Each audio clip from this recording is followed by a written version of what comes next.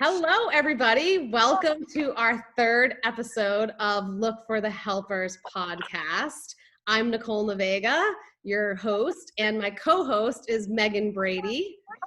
And we have two amazing guests today because we are going to talk about the very, very interesting topic of grief and loss today. It will be a really interesting conversation. I've been excited to have both of you on and talk about this for a while now. I've had this conversation with both of you many, many, many times, but I thought maybe we would capture it today for other folks who are out there helping in the community and doing grief and loss work in the community. And so this is on your top left corner, I think it is. I don't know what it's going to look like when it comes out. But is Dr. Heather Howard of FAU, Florida Atlantic University in Boca. And down in your right-hand corner is Trish Childress, who is a hospice social worker, director of support services, clinical support services. Sounds about right. At a local hospice in Naples, Florida. And so that's a brief introduction. We'll talk to you guys a little bit more specifically about what you do. But just as a reminder, because this is your first time on the podcast, it's called Look for the Helpers because Megan and I really were talking about how much we love talking to people in the community and getting to know people in the community who are doing this kind of good work, who are out there helping people. And but we can't take full credit for it because it's actually a Mr. Rogers quote. Yeah. And so I always feel compelled to say the quote, which is that when I was a boy, I would see scary things in the news, and my mother would say to me, "Look for the helpers. You will always find people who are helping." And so Megan and I our mission for this podcast is to spotlight the helpers in the community so that we can enhance our own community collaboration. And so really excited to have you guys. How about if you guys did do a 2-minute sort of intro about who you are, what you've been doing. The other thing that I want to emphasize here is that, sorry, Megan, but we've got 3 badass social workers on the podcast right now. And so I just really want to emphasize, our love of social work. And the best thing is that Megan's an honorary social worker because she's married to a social worker, right? And I'm the daughter of a social worker. And that's right. That's right. I can't get away from them. That's right. That's right. So, Heather, you want to start? Give us a couple of minutes about who you are and what you've been up to. Sure. So I'm from the Northeast, like Nicole, and relocated 3 years ago to Boca Raton to begin a tenure-track position at Florida Atlantic University.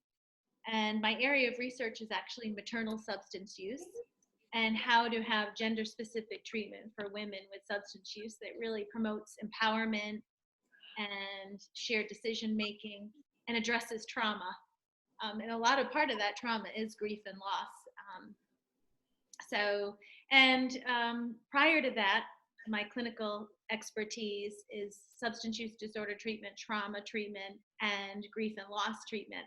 Because I worked first in pediatrics in the intensive care unit and then shifted to women's health, the birthing hospital, where we worked together for a few great years. And that has the neonatal intensive care unit, but also women's oncology unit.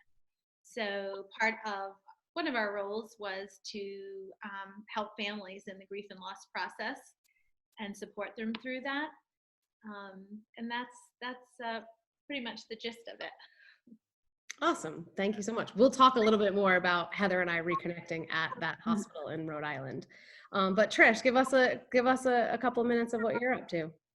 Well, I graduated from Florida State University many, many years ago, so I am a seasoned social worker. Most of my expertise has been in hospice work. I started kind of like Heather, I worked in an intensive care unit for my graduate internship and just fell in love with that hospital setting and working with children at end of life. It was really a great experience for me. So I kind of migrated into pediatric hospice for a number of years and again, really enjoyed that work. And I'm here now in beautiful sunny Naples, and I am a director, and I oversee a multitude of services. So not only am I working with end of life, I'm working in a management role as well, which is really great to use kind of those experiences and help other people get comfortable with working at end of life. Thank you. So Megan, you are so good at the icebreakers. Want to take us into the icebreakers, and then we'll start to talk about some more serious stuff?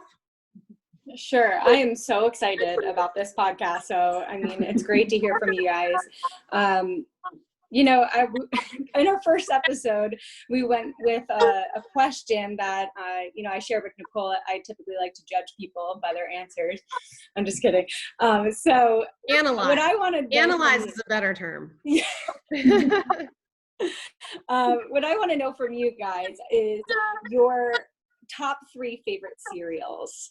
It could be from when you were a kid, maybe right now it's changed a little bit, but if you can go in order, from least favorite to most favorite, top 3.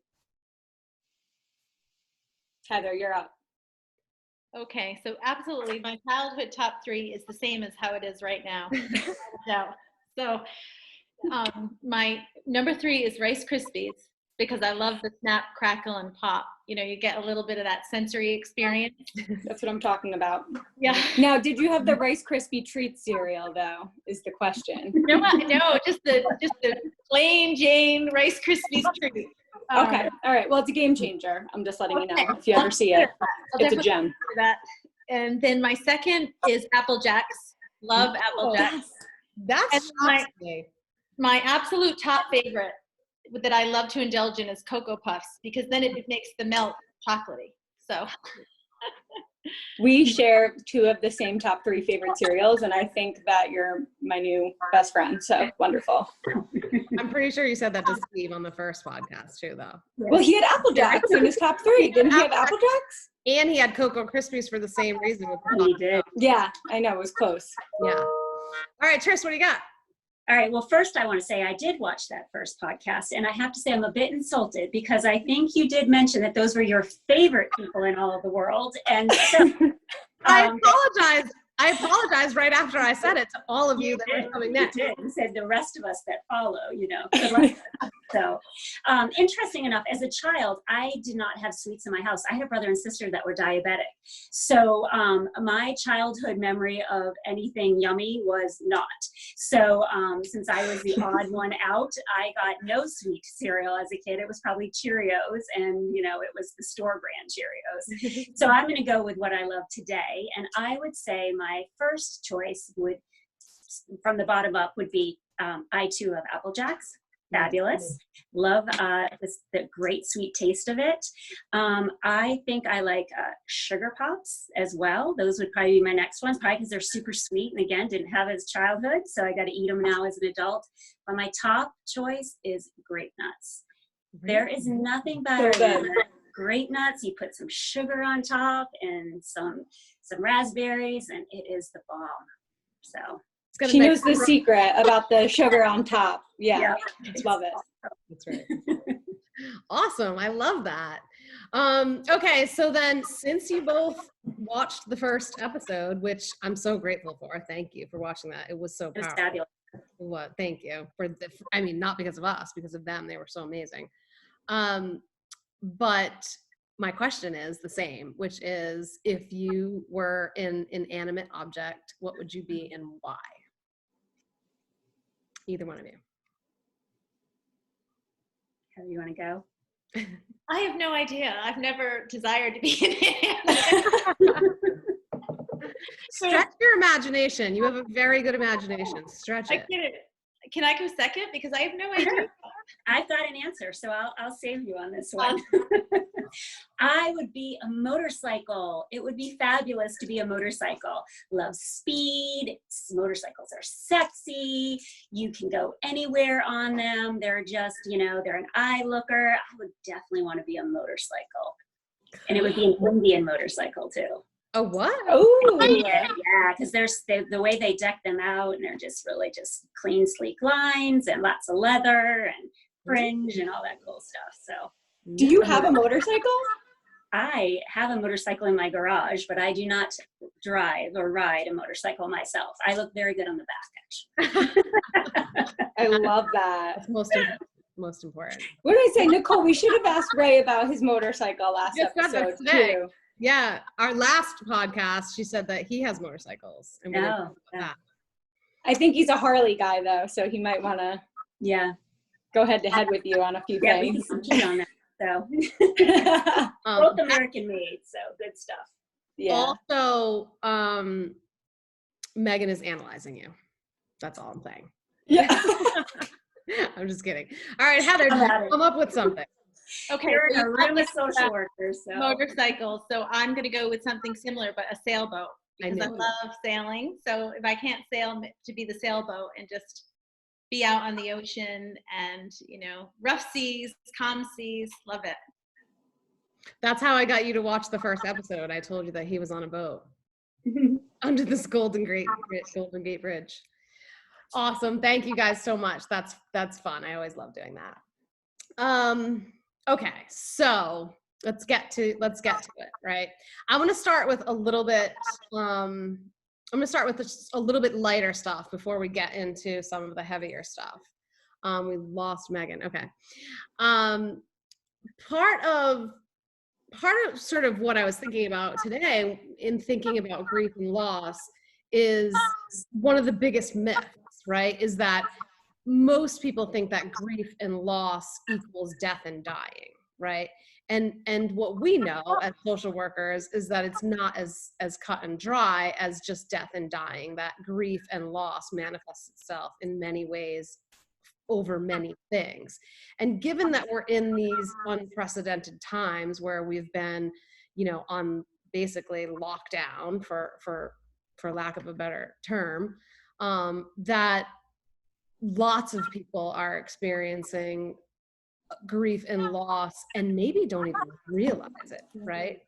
And I was just wondering if you guys have thought at all about, what are a few things that you could give to folks that are listening that might be some sort of quick tips about, how do you recognize if you're experiencing grief and loss?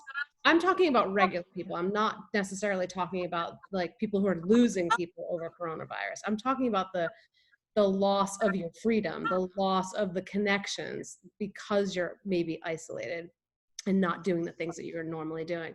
Maybe just a few thoughts about how to recognize it, and maybe a few things of what do you do? What can you do to make yourself feel better or sort of cope with it in a better way? Either one of you, whoever wants to start.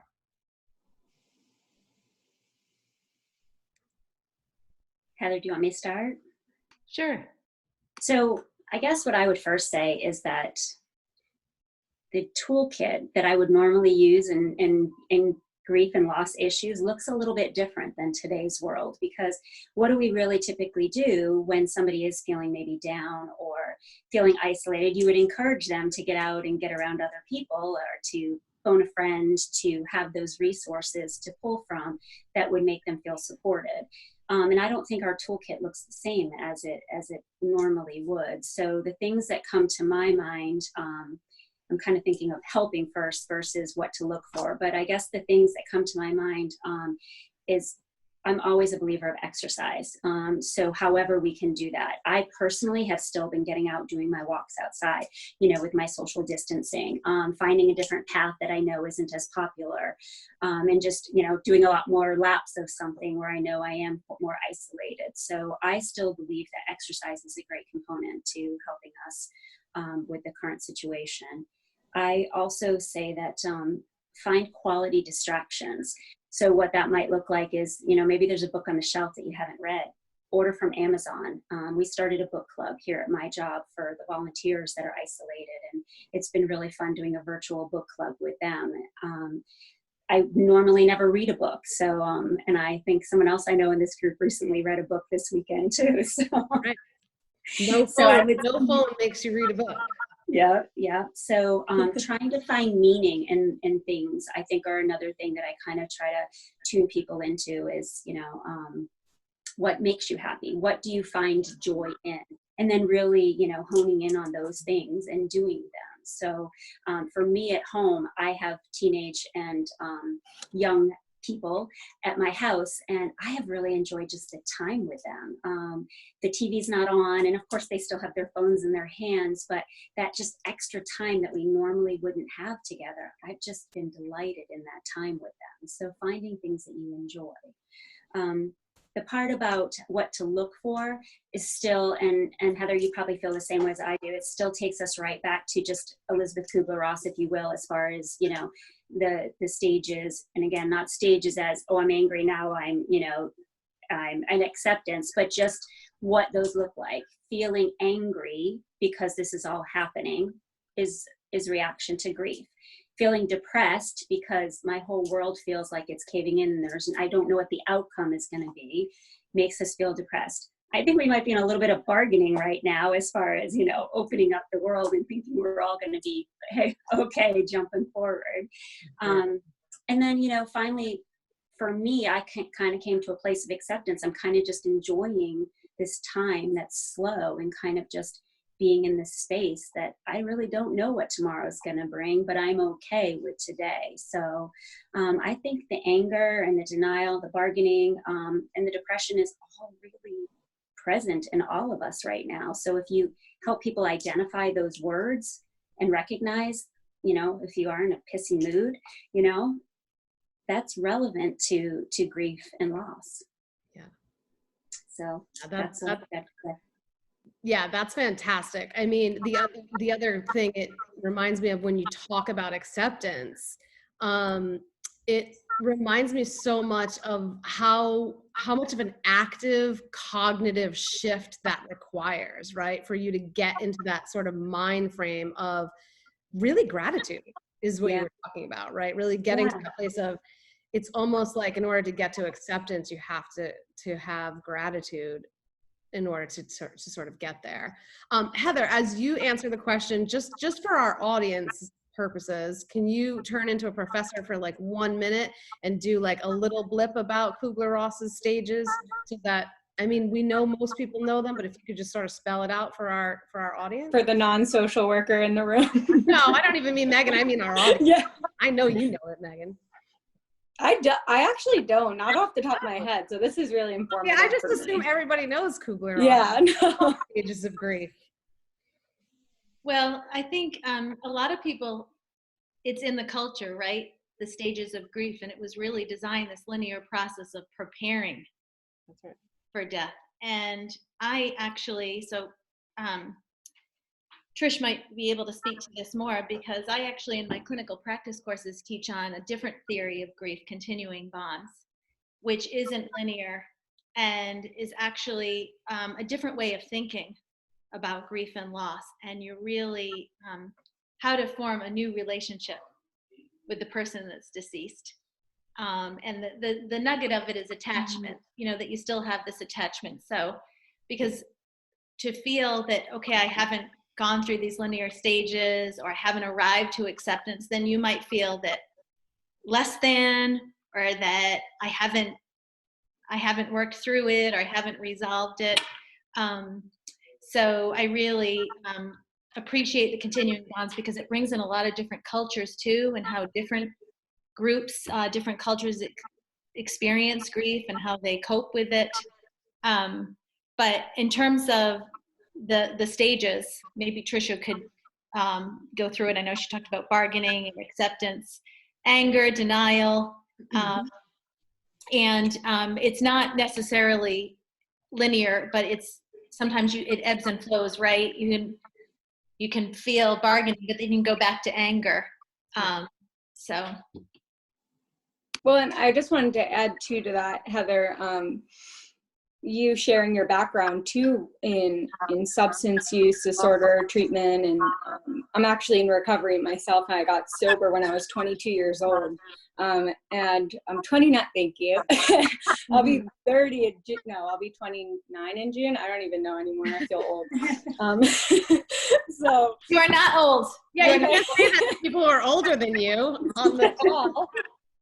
So I always say, like, in those first couple of months, I remember kind of waking up one morning and, I mean, just hysterically crying, you know, and like, I didn't understand why. And I was like looking out my window and I was in beautiful sunny Florida in a safe place. I had been happier than I had ever been in a long time. And I was really making forward movement in my life. And I just couldn't understand why I was crying. And, you know, looking back on it, I realized that I was grieving. And, you know, I had spent so long trying to build this person that I wanted the world to see me as, and especially in the act of trying to control my drinking and feeling less than, trying to feel better than, even though I felt less than, and just kind of having to deconstruct that in early sobriety for me, you know, and let myself and allow myself become the person that I was always meant to be, you know, really required a certain amount of grieving for, you know, the party girl that I thought I could never become sober. And like, it turns out that I was able to, you know, be that same fun-spirited party girl, just without the destructive behaviors attached to it. So I didn't expect us to kind of to start this podcast off in that way, with that angle on grief. And I just wanted to let you guys know that I relate so much to everything you both have shared so far. Yeah, thank you so much for sharing that. And I mean, you encapsulated it, because it's, if you don't grieve, you know, areas in your life that maybe you hurt someone or hurt relationships, or, you know, years that you went through difficult times, then I think it's hard to get to the sober party girl, you know? So it's important work. It's essential work. And a lot of times if we stuff it, right, or bury it, then we can't grow and we can't have trauma healing and you know, true authentic recovery. And the metaphor I use is, you know, you're at the edge of a lake, okay, a very large lake, and you have quite a long swim to get to the other side. And but the only way you can get to the other side of being your true self is you have to swim through it. And a lot of times it gets so unbearable, the pain, you can't even swim. So I tell my patients that just keep treading water. Just keep treading water. It's okay. That's so good. Oh, Nicole, you're muted. I muted everyone because I could hear the some like feedback, so I was muting everyone. Sorry. Yeah, or also I love that metaphor, because I'm loving metaphors, because Glennon Doyle is like, that's the book that I read this weekend, Untamed. Everybody who's listening, go out and buy it and read it. Maybe Glennon, she lives here in Naples, and Megan and I are trying to get her to come and talk to us. So Glennon, if you're listening, come talk to us. But Glennon uses metaphors all the time. And so I like the idea of even getting a life raft, right? So not just treading water, but finding the life rafts around you, you know, also. Yeah, there is a book by Lodro Rinsler, and it's called Buddha Walks into a Bar, and it was a guide to Buddhism for contemporary life. And it was really cool because it applied these Buddhist principles to like everyday, like one night stands, like scenarios in modern culture. And one of the meditation examples that he used that I actually really applied in my recovery was this meditation of picturing yourself on a crowded beach and like everyone fighting for this, you know, small square of sand, and you getting up and making this conscious decision to swim across the shore to this beautiful beach that has all the space in the world, you know. And like, I have to share that meditation with you after this. I'll send it over to you, because you described it perfectly, and its application is really useful. I love that. I just wrote down Buddha Walks into a Bar. Is that what it is? Yeah. First of all, cool. That's like the best name ever. I know, right? That's half the battle, is having the best name for a book. All right, so I want to take it to this place, which is like the meat and potatoes of the conversation that I want to have. And so, you know, you guys know this already, but our audience probably doesn't, that I'm a trauma researcher, and one of my areas of interest is secondary trauma. And as I said earlier, Heather was gracious enough to take me under her wing a few years ago, because she's a PhD and we were working together in this women's hospital, a birthing hospital. And this topic is near and dear to my heart, because we've sort of debated this many times for years, because Heather, I know I've seen Heather work personally in grief work. Trish, I only know about your work through the fact that we place students there. But I basically, the story of Heather and I reconnecting, as I said earlier, is that we're born in the same hometown. Her brother was my grade, and in class with me. And 20 years later, or however many years later, 25 years later, I'm on an interview at this hospital, and I run into Heather in the elevator. And she sort of has, you can interrupt if you remember it differently, by the way, Heather, I'm sure you do. But Heather sort of looks at me and is like, I know you. And I'm like, yeah, I know you too. And then we kind of go our ways, because I'm with the director and she's going to do her thing. And I go back downstairs, and the director actually says, like, oh, you should go talk to Heather, have a few, moments with Heather. I'm sure she just wanted Heather to like check me out and see if I was okay and would, survive in there. And I had been an ER social worker for years, and I kind of came in with this mentality of, I've been there, done it, I've seen it all. There's nothing that could throw me, because when you work in an ER, you sort of have seen it all. And but I did sort of come to Heather and say, I'm concerned about death. I'm concerned about how to deal with that in real time. I had seen it in the ER, certainly, but not frequently. And I believed at the time that that particular birthing hospital was seeing more death than I was used to. And so I sort of came right to it with Heather, and I said, how do you cope? How do you deal with it? I don't know if I can do it. I'm not sure. And Heather said to me in this moment, she looked at me. Now, I haven't seen Heather in, I don't know how many years, 20 years, whatever. And she looked at me and she said, I don't see it that way. It's an honor and a privilege. And I remember sitting in the office being like she's out of her mind. You know what I mean? Like that wasn't my belief system. I couldn't wrap my brain around that. I didn't see it from that perspective. And so for like almost 2 years, we would have this conversation all the time. And I left there being like, all right, she's totally crazy. I don't even know what that answer means. And is that how you remember it, Heather? Yes, and I just want to say, so I went from totally crazy to one of your favorite persons. There you go. Oh, absolutely. Absolutely. And now I'm going to apologize to all the other social workers in the hospital that we worked with, to say that you guys are my favorite too. No, but I learned a ton from Heather,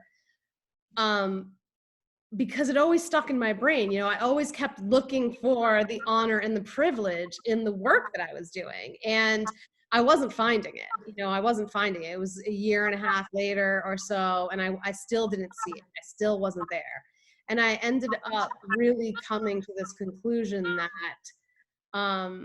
it's not in my DNA. It's not in my DNA to do grief work. And so I did have, Heather and I shared this wonderful family who lost a newborn.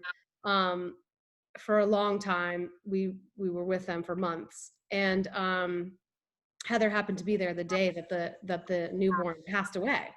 And I had been working with the family because it was a family in the NICU. And it was probably one of the first times that after their newborn passed, and I went to see them because Heather happened to be working a weekend or something. I don't even know how that happened. But when I came back in and I sat with them, it was the first time that I got it. It was the first time that I realized it was an honor and a privilege. But here we are today, and the real reason I want to have this conversation is because my job now is to place all of our BSW students, our bachelor's in social work students, and our master's in social work students in field placement. And oftentimes they'll come into my office and they'll say, I really want to be at such and such hospice, or I really want to go work in the NICU. And I'm very self-reflective and I'm very self-aware. And I know that I'm in the middle of this process with them where I say, are you sure? Do you know what that entails? You know, are you prepared for that? Why do you want to do that? And I spend all this time, and I know essentially that my messaging is, don't do it. Don't do it. It's too scary. It's too emotionally difficult. And I want you guys to change my mind. You know, I want you guys to help me get to this place where my bias isn't, you know, smacking our students in the face, and that I can allow the people like you who have a gift for it and an expertise for it to go out and do that good work. And I feel like I'm becoming a barrier to students getting that experience, and I want to make that change. So change my mind. Again, because you both have done it multiple times. I don't know who wants to start, or if Megan, you wanted to add anything. I know I took a long time. I don't know what you think, Heather. I think she needs to spend a little bit of time on a couch and dig in a little bit deeper on it, don't you? Right, that's right. I'm not sure. Not just about that, but about many, many other things. Yes. My profound love to work at End of Life is going to change your, you know, opinions and views, and maybe some of the blocks that you have within you. I'm not sure. It is a gift to be able to help people at End of Life. That opportunity to go in and help people communicate and say, I love you and goodbye in a very short time, you know, is beautiful work. Heather, I'm sure you feel the same exact way. I think one thing about, I'm going to analyze Nicole now because I've known her for a while. So Nicole, you have this uncanny ability to make everyone feel like you know, they're your favorite person, right? So you're really authentic, and you're vulnerable, and those pieces are really essential, I think, in doing grief work. Are you going to start quoting Charles Figley right now? The tightrope, Right. of empathy. Well, you know, in the case that you discussed, this couple, it was very, very difficult because it was a young couple that used, oh, sorry, I'm so sorry. That's actually an anesthesiologist palliative physician calling me right now. Oh, wow. Hang on. That couple actually had another pregnancy, and then again had a late second trimester loss. And this was a couple that was really so devoted to one another and so anticipating the birth. The first,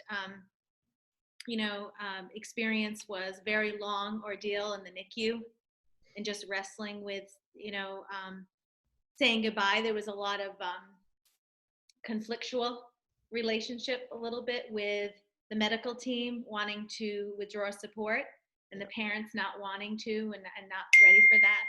And Nicole was just an incredible voice and advocate for the family. And when they came back to the hospital and having a miscarriage, I met them in the labor room, and they immediately wanted to know if Nicole was around. So she, You're gonna make me cry.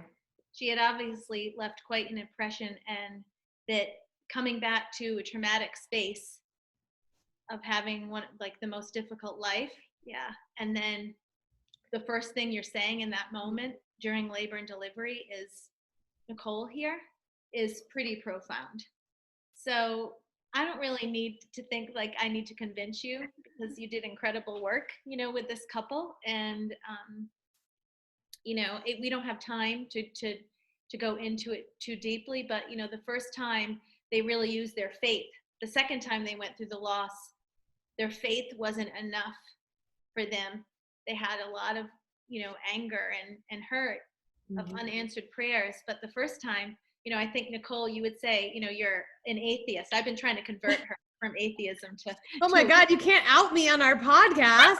Oh my goodness. Yeah, no, but you know what? You actually came to a real spiritual place with this couple that was very faith-based, and you used their language, which is again a testimony to the work that you actually can do grief work very well. Well, I do remember that day, when I came back in after you had processed the loss with them over the weekend, and I saw them whatever the next day that I was in, I remember sitting in the room with them, and I remember thinking they brought me a gift, first of all. Okay. I mean, these are the people that here they are in their loss, and they're bringing me a gift. And I just remember sitting there that day, and I said to you that day that, I felt God in the room. Like I knew God was in the room that day. And I was blown away by the fact that I really felt that so deeply that day. I mean, thank you, first of all, for saying all that and making me cry. But because I'll never forget them. I'll never forget my time at the NICU ever. Partially because I'm traumatized by it. But, I still, I'm able to kind of see the lessons, and I'm able to recognize that God was in the room that day. And, I can do my job, right? I'm a good social worker, and I can do it if I'm forced to do it. But I still believe that it's not for me. One of the things that and this kind of is going to prompt my next question to you guys, is that, I went home every single day while I was working at that hospital. Now, don't forget, I worked adolescent residential for like 10 years. Then I worked detention in Boston, in Dorchester, Massachusetts. Anyone from a small possession of marijuana charge to legitimate murder. And then I went and did emergency work in an ER for years. And I still feel like, it's not in my DNA, because I would go home every day and I would think to myself, this is how our study started. This is actually how our first study started, and how I ended up coming to decide that I wanted to get a PhD, because Heather took me under her wing. We did this study on secondary traumatic stress amongst helpers, and we looked at police, fire, rescue, and acute medical professionals, because we also had sane nurses who were doing the rape kits in the ER. And so we looked at acute medical professionals, and we looked at mental health professionals. Because I was going home every day and I thought, what's wrong with me that I can't do this? But everybody else who's doing this work has been doing it for 20 plus years. All of the social workers had been there for 20 years. Same thing with the nurses. They've been there for longer, 20, 30 years, some of them. And so that's the piece that I'm trying to get to, right? Is how do people feel okay about knowing that they can't do the work, right? Instead of feeling like they have to do the work. Does that make sense? What do you think, Trish? Oh crap, hold on. I muted you, go ahead. Oh, that's okay. I mean, what you're sharing though is just very, very deep grief and loss, right? I mean, we're not talking about maybe somebody else that's coming to the end of their life and have some preparation time, and they've moved through their stages of life, and now they're at this place of pure acceptance and comfortable with where they're going in their journey. You're talking about heavy duty grief work, and that's hard stuff. And I don't know that I can convince you to do that. I don't know that I want to, and I don't know that I would say to you, well, you should have just bucked up and been great and go home and do your thing. I don't know that that's realistic either. I would have said that in that time you needed to find some other outlets for you, because it sounds like you really struggled, and yet you did it every day, and it sounds like you did it beautifully. So you did do it, you can do it, you don't want to do it. I'm sitting with a group that works with substance abuse, and I know I personally don't do well without population. So we all have our gifts and talents. Right. And I know where you want to go with this is you want to talk about those gifts and talents. And I can just say, for me, being in the space with people that are end of life is just something that the opportunity to be able to have those discussions, to kind of have that spiritual presence in a room a lot of times, to get people aware of what they may want to say and haven't been able to say to this point, maybe their whole life, you know, in these final moments. So that's what draws me into the experience. I feel like I could just go on and on about all the things that I love about end of life care, but it's predominantly getting everybody on the same page as much as we can, and explaining and do a lot of teaching and the understanding and the awareness of what it's like to die, you know? Yeah. And if you don't mind me asking, you know, I think a lot of us just don't know. I mean, not only do we not know about grief ourselves if we're grieving or how to grieve, but then on top of it, we don't know how to support somebody that is grieving. And, you know, recently a friend of mine lost a very close friend to an overdose. And I found myself, I was actually reaching out to another grief and loss counselor. She's incredible. She works for Valerie's House, another organization here. And she recommended a book called The Invisible String.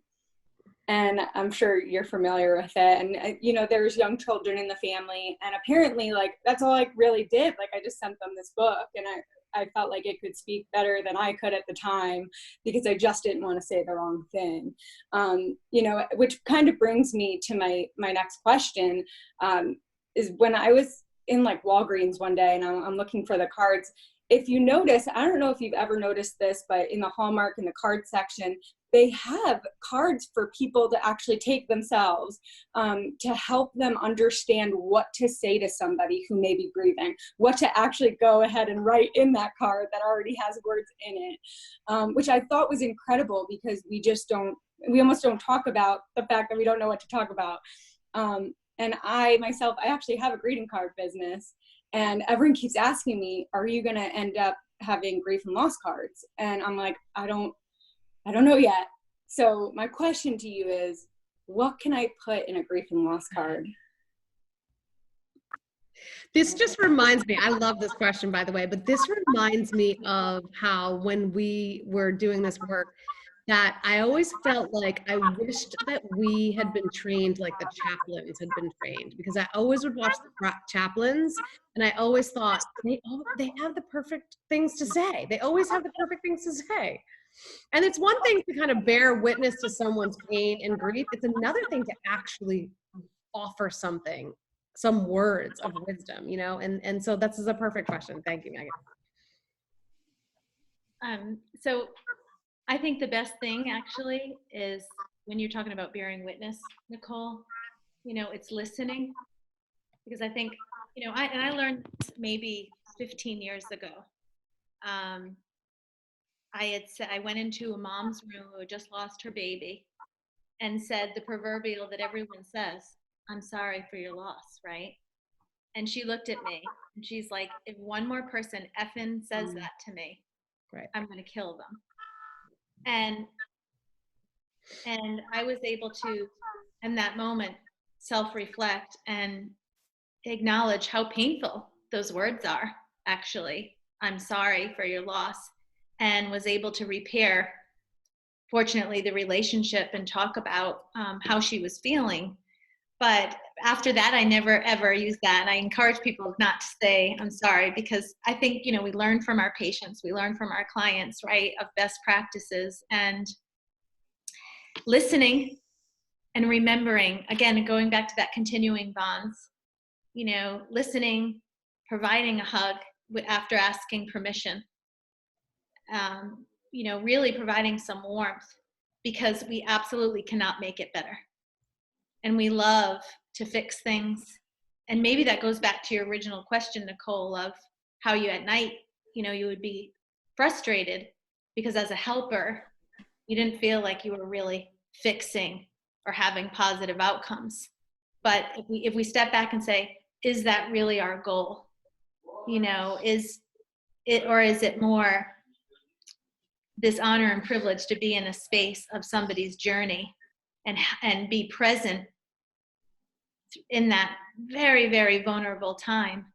So if you're type of person that's so compulsive that you want to say something and silence isn't your forte, then I always recommend just asking about that person. You know, so if it's a brother or a parent or a spouse or a child, like, you know, oh, I don't know this person as much as you, like, will you just share one thing with me? You know, and then that person can, if they want to, can share a special story and how important that person was to him or her. So I don't know if you can put that in a greeting card, but no, you know what? Yeah, I'm so inspired right now, and I'm excited to hear from Trish too, because it's something that I think it needs to be more geared towards how can I support you, or I'm here to support you, and not try and intellectualize death. I think that can kind of, and I work in behavioral health treatment for a psychiatric facility, and you know, suicide is obviously a leading cause of death in our country, and I've known people that have had losses due to suicide, and it really is, like you said, it's bothersome saying I'm sorry for your loss, or even taking it a step further and almost trying to intellectualize their loss can really be counterproductive in your trying to support them. I have to remember to listen. I'm a talker. So. Yeah. Getting comfortable in a quiet space of just sitting with somebody is probably one of the hardest things, especially if we are all helpers. Our mind is going, we want to try to say the next right thing to be able to put everything together. And with death and dying and what to say, I always try to think of all the things that remind people of what not to say. Sometimes by not saying certain things, sometimes it's better. Like, you know, with a child, oh, we have other kids, you know, like, who says that? Why do people say such a thing, you know? And you'll get over it. Or people that are very quick to project their own story into the situation. So, you know, we work with children, and I remember a teenager once telling me that she had lost her twin, and somebody at school, she was trying to open up and share, and somebody couldn't quite relate, one of her peers, and she said, well, I lost my gerbil last week and I was so sad. And so those trying to make something similar to someone else's story is impossible. My mother loss and your mother loss, no matter what, you know, will be just so vastly different. So although we may be able to relate on some ways, so when someone has a loss, it's not necessarily your time to share your loss story, you know, to try to give them that time to be able to speak. The one thing that I often see with my peers is nobody wants to talk about it. Like there's been a loss of maybe somebody in somebody's family, and nobody goes back to revisit, you know, a conversation of how are you doing? It's always, well, call me if you need anything, right? And who does that in their grief? Who really does reach out? I mean, that would be the great scenario of, you know, you're feeling sad and down and you pick up and say, I am so sad I miss my mom today. But the reality is we don't. We just kind of anguish in our own grief. So I always say, check back in. And if there's a way to write that in a to-do and a greeting card, I would be like, don't forget to go back in and check on the person. And don't be afraid to ask about the person. Just because they're not mentioning it doesn't mean the elephant doesn't still exist in their, like, you know, in the situation. And I find a lot of people will say, well, I didn't bring it up because I didn't want them to think about it. Let me tell you something, with death, people are thinking about it. Yeah. You know, they are always thinking about their loved ones. So give them permission and honor that person. Remember the name of the person that passed away and mention it in a conversation.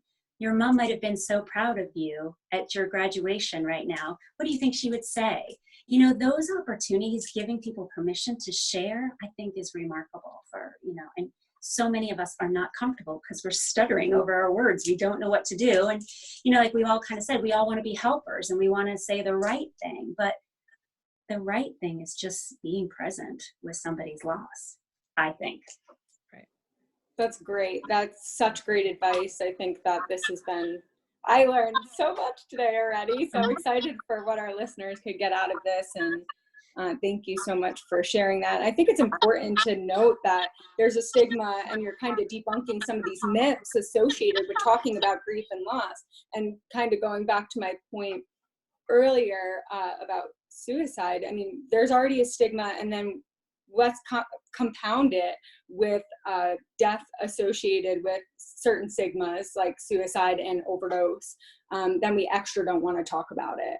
How do you kind of overcome that barrier in your professions? Is there a different kind of pathway that you use? Yeah, in the literature, there's complicated grief and disenfranchised grief, and that is a little bit about what you're talking about, and sometimes it's grief that you can't speak about, right, because of the stigma, or it happened so long ago. But what Trish was sharing, don't ever make assumptions that the person doesn't want to talk about it or doesn't want to share, because that just perpetuates the loneliness and the isolation, which we know is counterproductive, right? Which we know is disempowering, and it marginalizes someone. So thinking about, I can't imagine that what this feels like. How are you getting through each day? When a dear friend of mine lost her son to suicide, and death of a child is so traumatic, and then death of a child through overdose or suicide is this complicated grief, right? Because you don't have the support that you normally would have from your circle, and not embracing and supporting people that are experiencing that is the worst possible thing we can do as individuals. We have to embrace, and we have to support and acknowledge that that this must be incomprehensible. How are you coping through this, and what are you doing? So not having the answers, but creating that space to be able to share very difficult circumstances. It's given me a totally different outlook now on doing things to break the stigma associated with mental illness and substance abuse, because you're not just breaking the stigma for others to reach out for help who might be struggling in silence, but we're also able to break through these barriers for people that are grieving and lost somebody because of these factors. So wow, I'm like just kind of realizing that in this podcast. So thank you. I mean, one more thing around the interconnections with substance use. A lot of times coping is alcohol consumption or a drug consumption to cope with the grief and the loss. And is that possibly because we don't have enough support, right? And we don't have the infrastructure and the space to be able to connect and reach out. Wow. I would like to add, because we've kind of touched on spirituality on this a little bit too, and with that disenfranchised and complicated grief.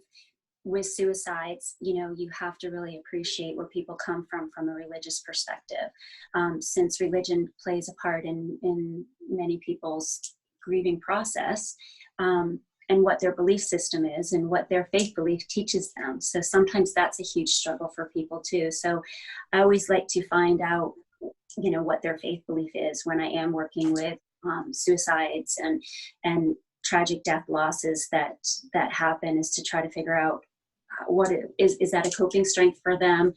Is that going to be a barrier to acceptance and to even share their story, especially in certain generations of a population, when they've had a suicide loss, they don't talk about it to their peers. They're, I don't want to pick up religion, but Catholicism, right, in their belief system is that you won't go to heaven. So, then you have all of this other grief that you have to muddle through for folks, and it's so difficult for them. So recognizing that, and then trying to find avenues to work through that with them to find a sense of peace. That's right. We were talking about the guilt and shame that is can sometimes be rooted in Catholicism for people. And that can be a challenge. I'm looking at the time. I know we're almost out of time. I have so many other things that I want to I know. about. I was like, I have like 20 more questions that I might have to just follow up with you guys. I guess I want to talk about one more thing before we get to this last question. The one thing is that,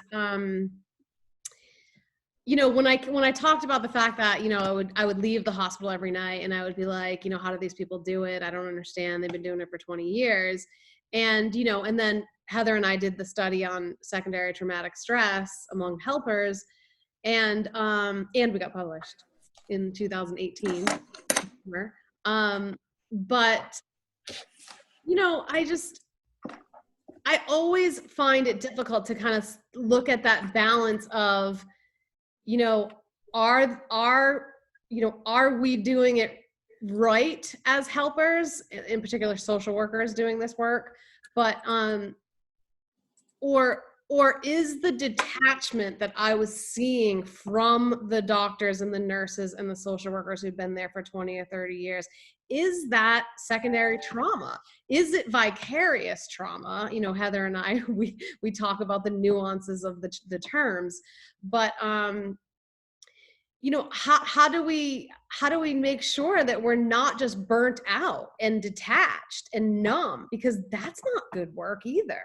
And I feel like it's hard to discern the difference between people who are doing it well, meaning coping well, versus like they're really numbed out and burnt out. What do you guys think about that?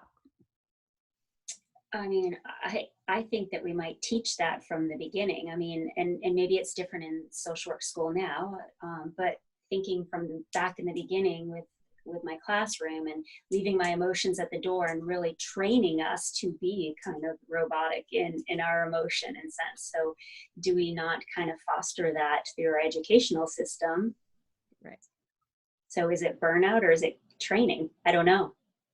I think you bring up an amazing point, because that's it's one of my complaints about not necessarily education from the university standpoint, but although I agree with you that universities should be doing that.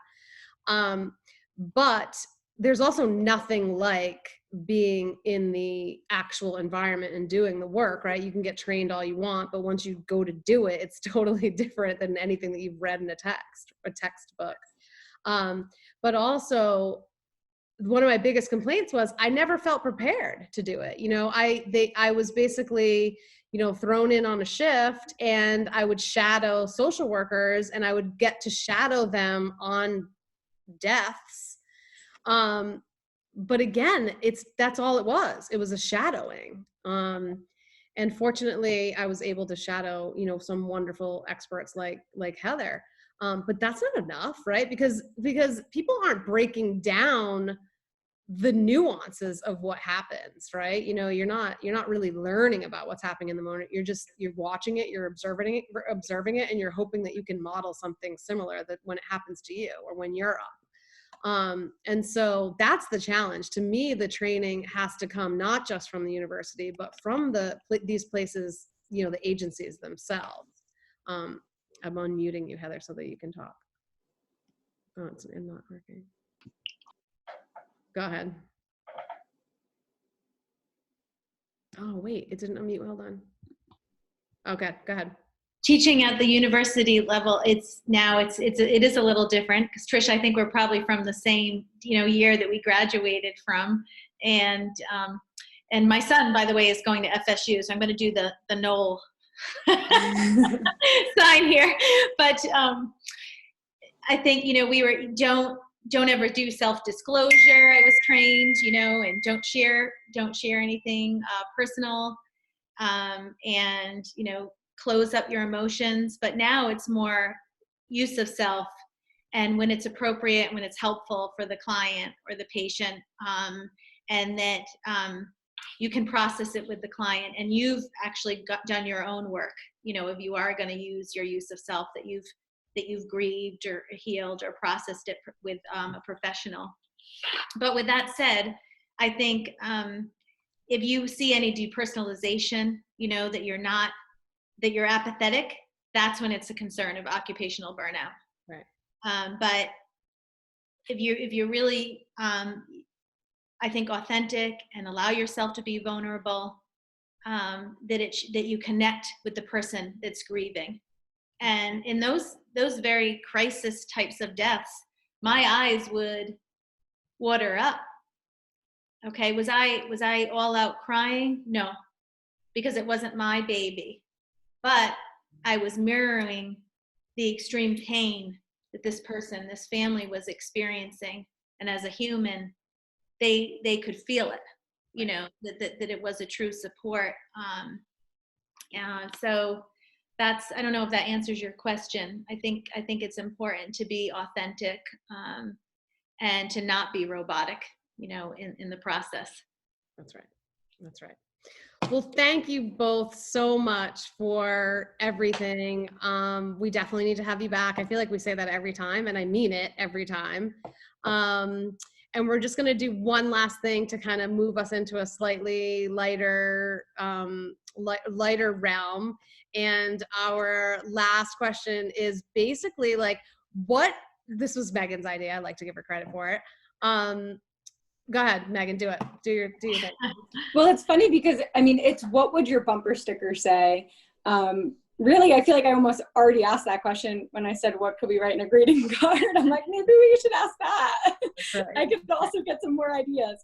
I actually, I ran into somebody by my dumpsters like not too long ago, and she pulled up with her car, and the back of her car was covered in bumper stickers. And I felt like I knew so much about this person before even engaging with her.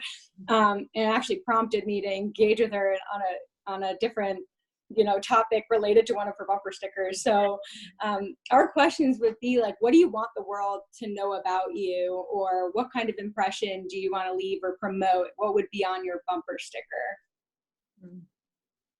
Maybe it's a quote, maybe it's a stick figure family. All right, I'm just going to jump in, and it's probably not the story of my life that I want to say, but my coworkers in my professional journey would always call them Trishisms, you know, and I had quite a few. And one is always like, so how's that working for you? Basically, you know, you're working with a patient, it's kind of that confrontational, like, well, how's that working for you? But the one that I use notoriously is denial is a coping mechanism.